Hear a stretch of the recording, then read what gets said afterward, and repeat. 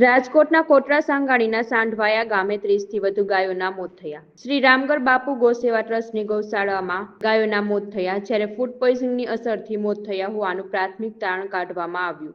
અન્ય 20થી વધુ અસરગ્રસ્ત ગાયોની સારવાર શરૂ કરાઈ। રાજકોટ અને ગોંડલથી પશુ ચિકિત્સકોને બોલાવવામાં આવ્યા। પ્રાથમિક આ જે આપણી દેશી સિસ્ટમમાં ગાયોનો પેટ ભંભોળ થઈ જાય છે અને મોઢામાંથી ફીણા નીકળે છે, એટલે અમારું એવું માનવું છે કે આને જે કોઈ બે વસ્તુ ખાધી છે કે જે બે વસ્તુ એકસાથે ન ખાવી જોઈએ એવી બે વસ્તુ ખાવાથી આને ફૂડ પોઈઝનિંગ થયું હોય એવું પ્રાથમિક અણસાર એવા લાગે છે।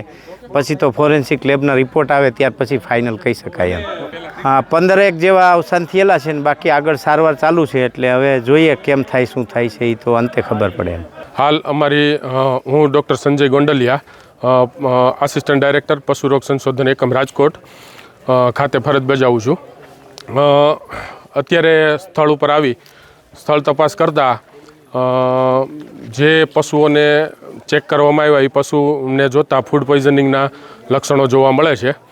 હવે અમારી ડૉક્ટરોની ટીમ અત્રે ગૌશાળા ખાતે હાજર છે અને જે પશુઓમાં લક્ષણો જોવા મળે છે એમની સારવાર ચાલુ છે અને આગળ વધુ પરીક્ષણ અર્થે જે પશુના મૃત્યુ થયા છે એ પશુઓના સેમ્પલ લઈ અને ટોક્સિકોલોજીકલ એનાલિસિસ માટે આગળ અમદાવાદ ખાતે મોકલી અને મૃત્યુનું એકચ્યુઅલી કારણ શું છે એ જાણી અને આગળની જાણ કરવામાં આવશે। અત્યારે જે પશુઓમાં જે લક્ષણો જોવા મળે છે એની સારવાર અમારી તમામ ટીમો અહીંયા આવી પહોંચી છે અને સારવાર ચાલુ છે।